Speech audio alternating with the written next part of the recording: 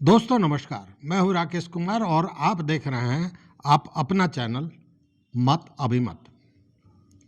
मित्रों, जमीन की बात अंतहीन है, लेकिन इससे जब कोई मामला सामने आता है तब समझ में आता है कि सरकार और प्रशासन कितनी निकम्मी है।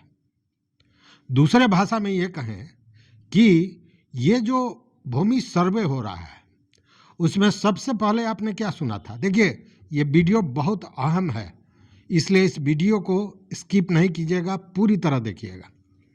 क्योंकि मैं जो बताने जा रहा हूँ सुनने के बाद आपको सच में लगेगा कि प्रशासनिक जो पदाधिकारी हैं, मतलब प्रशासन शासन ही भूमि विवादों को पैदा करने का काम करता है।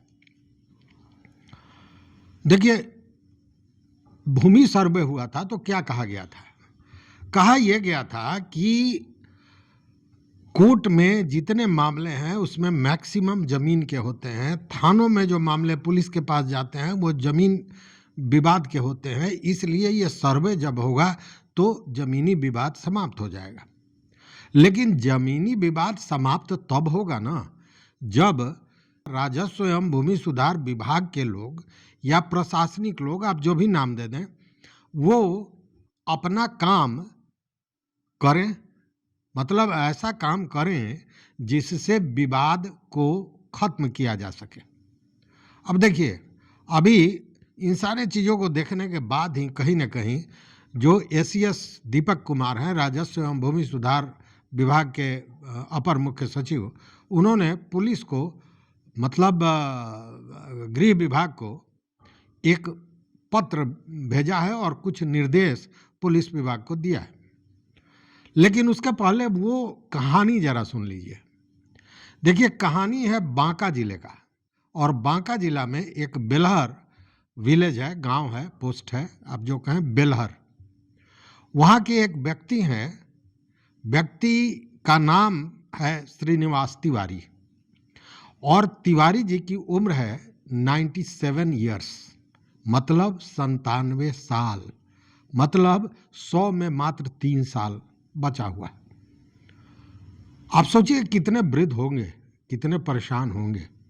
और 2019 से वो मात्र एक जमीन की मापी कराने के लिए प्रशासन के तमाम जो पदाधिकारी हैं उनके यहाँ दौड़ लगा चुके हैं। अंचल से लेकर प्रमंडल तक, मंडल तक, जिला पदाधिकारी तक, सारे जगह उन्होंने आवेदन दिया, सारे जगह उनको भरोसा मिला, लेकिन आज तक 5 वर्ष 6 वर्ष बीत गए, उनके एक जमीन का नापी नहीं हुआ। और मापी नहीं होने के पीछे कारण यह है कि उनका जो जमीन है उसमें, जैसा उनका कहना है, चूंकि ये तो मापी के बाद क्लियर होगा, लेकिन जैसा उनका कहना है कि उस पर कुछ बड़े लोग, वाइट कॉलर लोग, दबंग लोग कब्जा कर लिए हैं कुछ अंश पर, और वो कब्जा चूंकि मापी होगा तो निकल जाएगा, वो कब्जा छोड़ना पड़ेगा, इसलिए कोई भी उस पर ध्यान ही नहीं दे रहा है। अब आप सोचिए कि अंचल और जिलाधिकारी तक को अगर फुर्सत नहीं है इन चीज़ों को देखने का, जिला पदाधिकारी खुद थोड़े जाते हैं, जिला पदाधिकारी का एक आदेश काफ़ी होता है। लेकिन अगर इस तरह की स्थिति बनी हुई है तो आप क्या सोचते हैं कि सचिवालय में, राजस्व एवं भूमि सुधार विभाग में, सचिव के स्तर पर, अपर सचिव के स्तर पर, संयुक्त सचिव के स्तर पर कोई कार्रवाई होगी? कदापि नहीं। जब ये इसी काम के लिए अंचल कार्यालय है और इसी के देख रेख के लिए, निरीक्षण के लिए जिलाधिकारी का कार्यालय है। जिलाधिकारी का कार्यालय से मतलब केवल जिलाधिकारी नहीं है, उसमें एलआरडीसी होते हैं, उसमें जिलाधिकारी होते हैं, उसमें एडिशनल कलेक्टर होते हैं, ये सारे लोग होते हैं और जमीन के मामले को देखते हैं, उसका नेतृत्व करते हैं। वैसे स्थिति में कुछ भी नहीं हुआ, जबकि उन लोगों को तो बात छोड़ दीजिए, उन लोगों को उन्होंने जो लेटर दिया, जो पत्र दिया जिलाधिकारी के यहाँ, वो तमाम ये साक्ष्य देखिए। वीडियो देखने के बाद तिवारी जी ने हमारे पास फ़ोन किया। मैंने सारे पेपर्स मंगाए और सच पूछिए तो मैं भी अचंभित रह गया कि ऐसा भी होता है क्या। अब आप अंदाज कीजिए कि जॉइंट सेक्रेटरी रेवेन्यू को उन्होंने पत्र दिया, अंत में हार गए जब, तो अंत में उन्होंने joint secretary revenue and land reforms department के जो हैं उनको 26/7/24 को, मतलब पिछले वर्ष 24 जुलाई को उन्होंने पत्र दिया। जब उससे भी काम नहीं हुआ तो उन्होंने under secretary revenue and land reforms department को लेटर दिया है 13/2/25 को। मुख्यमंत्री सचिवालय में भी लेटर दे चुके हैं। विभाग, राजस्व एवं भूमि सुधार विभाग में तो कई लेटर दिए हैं, लेकिन किसी पर सुनवाई नहीं है।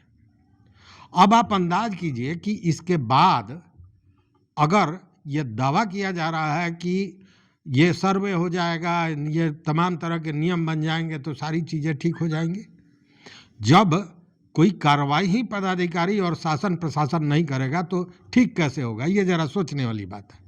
हालांकि मैं बधाई देता हूँ राजस्व एवं भूमि सुधार विभाग के जो एसीएस हैं दीपक कुमार सिंह, उनको, क्योंकि उन्होंने एक पत्र दिया है गृह विभाग को, और गृह विभाग को जो पत्र दिया है उसमें कुछ नियमों में बड़ा बदलाव का संकेत आप समझिए, या बदलाव ही समझिए, कि उन्होंने पुलिस डिपार्टमेंट को निर्देश दिया है कि कब्जा जो करने वाले लोग हैं, जो अवैध तरीके से किसी के जमीन या किसी की संपत्ति पर कब्जा करते हैं, उन पर सख्त कार्रवाई की जाए।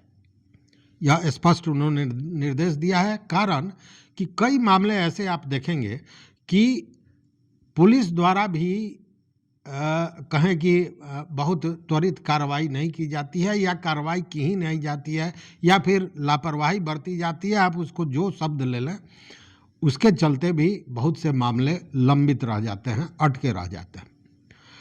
तो उन्होंने बजाबते यह कहा है कि कोई भी व्यक्ति, किसी भी व्यक्ति दूसरे व्यक्ति का जमीन या उसकी संपत्ति पर अवैध रूप से कब्जा करता है तो उसके खिलाफ बीएनएस, भारतीय न्याय संहिता बीएनएस की धारा 229 के तहत मामला तुरंत दर्ज किया जाए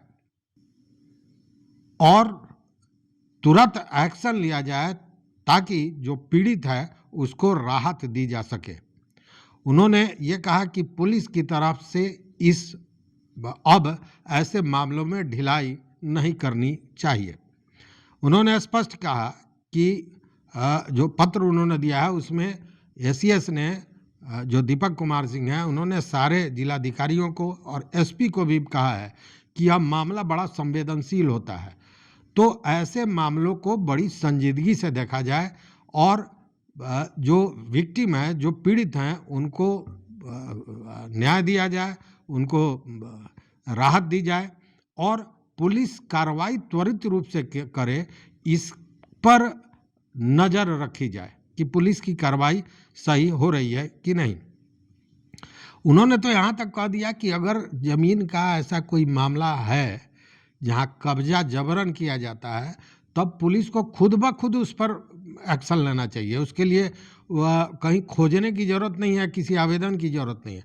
उन्होंने एक और बड़ा मामला दिया है, कहा है कि अगर कोई भी व्यक्ति हथियार के बल पर किसी का जमीन कब्जा करता है, वैसी स्थिति में भारतीय दंड संहिता 126 जो धारा है, धारा 126, उसके तहत उसे तुरंत गिरफ्तार किया जाए और उसको जमानत नहीं मिले इसकी भी व्यवस्था किया जाए, या फिर कम से कम 3 साल का बॉन्ड उनसे लिया जा सकता है, लेकिन तुरंत गिरफ्तारी हो। अगर हथियार के बदौलत, हथियार का भय दिखाकर, हरवे हथियार के साथ आप देखते होंगे बहुत बार कि लोग पहुंच जाते हैं, ज़मीन पर कब्जा करते हैं, वैसे लोगों पर सख्त कार्रवाई का आदेश दिया है, जो भारतीय दंड संहिता 126 धारा के तहत उस पर मामला दर्ज किया जाएगा।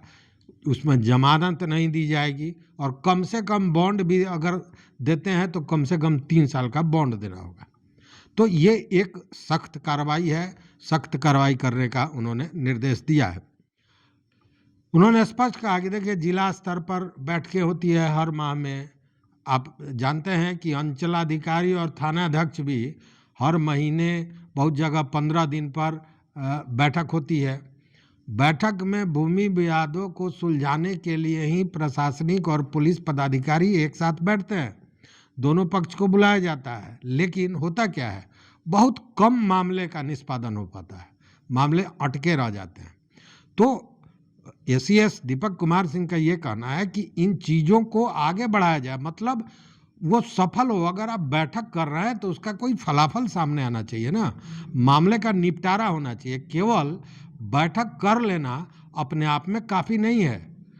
जब आप बैठक भूमि विवादों को सुलझाने के लिए करते हैं तो उसका रिजल्ट आवे, ऐसी प्रक्रिया अपनानी होगी।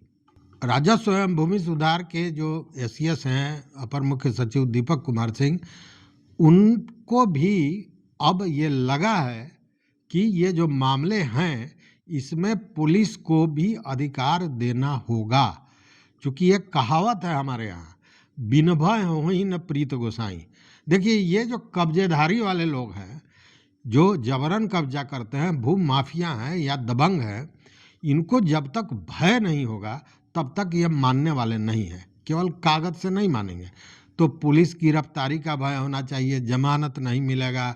अगर हरबे हथियार लेकर जाते हैं तो उनके साथ जो भी सख्त कार्रवाई कानूनी हो सकती है वो की जाएगी, तभी इनका मनोबल टूटेगा। क्योंकि ऐसे मामलों में आप खासकर देखेंगे कि ऐसे जो भू माफिया हैं वो कहीं ना कहीं प्रशासन और सारे लोगों को एक हिसाब से कहें कि अपने पक्ष में कर लेते हैं। कारण कुछ भी हो सकता है, लोभ का तो कोई अंत है नहीं। तो लोभ देकर कहीं ना कहीं अपने पक्ष में डालकर और इन मामलों को ठंडे बस्ते में डालते हैं। और इसी को लेकर दीपक कुमार सिंह का यह पत्र है, और यह पत्र बड़ा महत्वपूर्ण है।